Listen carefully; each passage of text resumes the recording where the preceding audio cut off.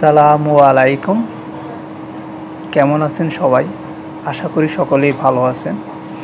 আমি আজকে যে বিষয়টি নিয়ে আলোচনা করব আপনাদের সাথে, সেই বিষয়টি হলো কিভাবে একটি মাদারবোর্ড, নষ্ট হয়ে যাওয়া মাদারবোর্ড বা শর্ট হয়ে যাওয়া মাদারবোর্ড ডিসেম্বল করবেন এবং নতুন একটি মাদারবোর্ডকে অ্যাসেম্বল করবেন বা সংযোগ করবেন। তো প্রথমত আমি যেটা করব সেটি হলো মাদারবোর্ডের লাটগুলো খুলে নিব। তো খোলার সময় দেখলাম যে সবগুলো লাট সঠিকভাবে খুলতে হলে মাদারবোর্ডের যে কম্পোনেন্টসগুলো আছে সেগুলো আগে খুলে নেওয়া দরকার, তাহলে ভালোভাবে লাটগুলো খুলে নিতে পারবেন। আপনারা সুন্দর করে মাদারবোর্ডের যে এক্সটার্নাল কম্পোনেন্টসগুলো আছে সেগুলো সুন্দর মতো খুলে নেবেন। আমি ফ্যানটা খুলে নিচ্ছি, এখন প্রসেসরটা খুলে নিচ্ছি। খেয়াল করে দেখবেন যে প্রসেসরটি কোনো রকম যেন স্ক্র্যাচ না পড়ে।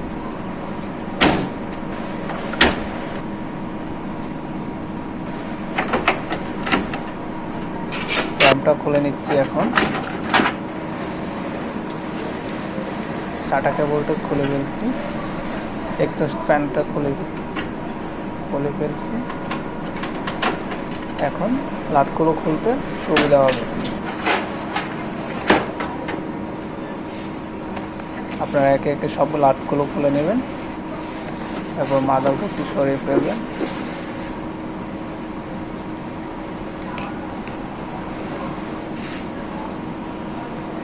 এটি আজকে আমি এটি কিনে এনেছি, নতুন একটি মাদারবোর্ড গিগাবাইটের। এর মডেল হলো LGA1151। দেখেন আমি যেদিন ক্রয় করেছি সেদিন আমি ডেটটাও দিয়ে দিয়েছি সেখানে।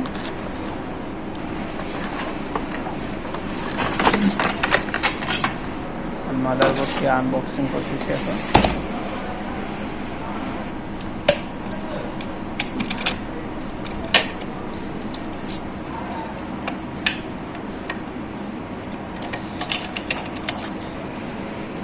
আমি মার্কারটি দিয়ে কী করব, আমি মার্কারটি দিয়ে কী করতেছি, সে আগে যে মাদারবোর্ডটি আছে নষ্ট মাদারবোর্ড সেগুলো ক্রস দিয়ে কেটে দিলাম, যাতে বুঝতে হবে অসুবিধা না হয় পরবর্তীতে এটি সমস্যা আছে কোনো। এখন প্রসেসর যে জায়গাটিতে বসাবেন সেখানে দেখবেন যে একটি প্লাস্টিকের কভার দেওয়া আছে, সেটি খুলে নেবেন।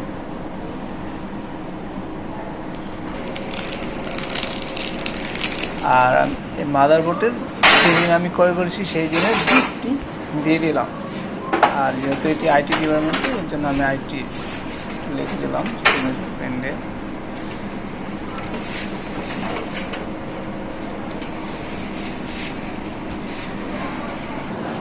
সমস্যা হলো আগের যে মাদারবোর্ডটি ছিল সেটির পিছনের কাভারের অংশ আর এটির কাভারের অংশ এক নয়, সেই জন্য এটি খুলে ফেলতে হলো। এই জন্য আমি নতুন যে মাদারবোর্ডটি আছে সেটির ব্যাক কভারটি লাগিয়ে নিলাম। এখন এটি ঠিক মতো বসে যাবে।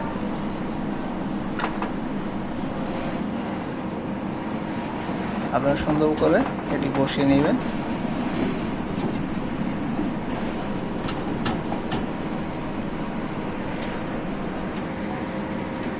এবং বসানোর পর সুন্দর করে লাটগুলো একে একে লাগিয়ে নেবেন।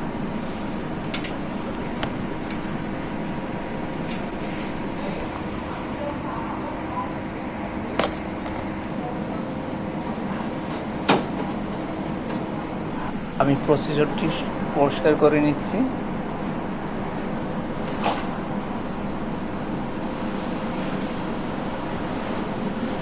ভালো করে দেখবেন যে প্রসেসরটি কোন দিকে দিলে বসে ঠিক মতো। আপনারা একটু হাতে নিলেই বুঝতে পারবেন এটি কোনভাবে বসবে। আমি সুন্দর করে বসিয়ে দিলাম প্রসেসরটি।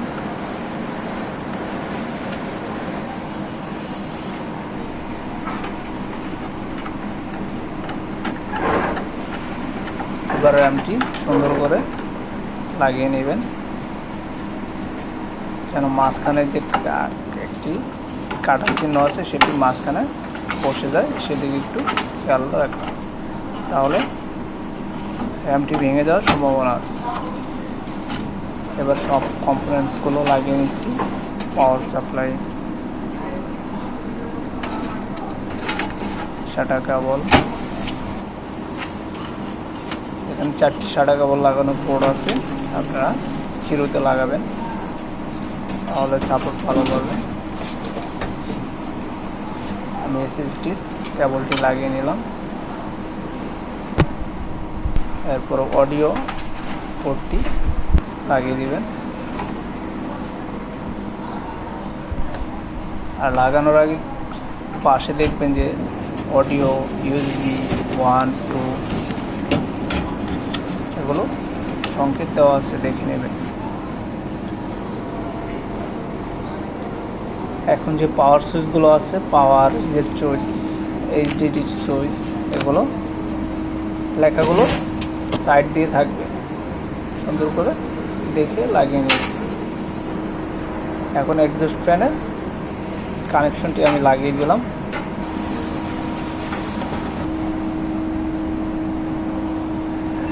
দেন এখন আমি একটু হিটসিঙ্ক পেজ দিয়ে ফ্যানটি লাগিয়ে দেব।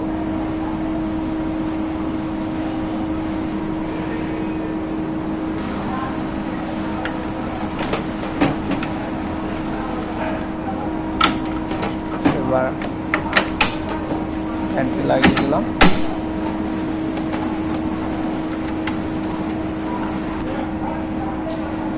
আপনারা সুন্দর করে লাগিয়ে নেবেন ফ্যানটি। এবার ফ্যানের কানেকশনটি দিয়ে দিতেছি। এবার ফ্যানের কানেকশনটি দিয়ে দিলাম। আর আপনারা সুন্দর করে কেবলিং করে নেবেন। কেবলটা ভালো করে ড্রেসিং করে নিলে ফ্যানে লাগার সম্ভাবনা কম থাকে। এবার পাওয়ার কেবলটি দিয়ে আমি পিসিটি চেক করতেছি। আমার পিসি যেহেতু ওকে, তাহলে বুঝতে হবে যে আমার মাদারবোর্ডটি লাগানো ঠিক আছে। এবার আমি ফাইনাল চেক দিচ্ছি। এবার আমি ফাইনাল একটি চেক করতেছি। দেখুন আমার সিপি ফ্যান করতেছে এবং আমার মোটরও লাইন চলে এসেছে। ইতিমধ্যে আমরা দেখতে পাই বোর্ডে কানেকশনটি ঠিক আছে, অর্থাৎ অ্যাসেম্বলি শব্দ করার কারণ হলো ফ্যানের যে ক্লিপটি আছে আনসার্টেড, সেগুলো লুজ আছে একটা, এই জন্য শব্দ করতেছে। পুরো ভিডিওটি দেখার জন্য আপনাদের সবাইকে ধন্যবাদ। আসসালামু আলাইকুম, আল্লাহ হাফেজ।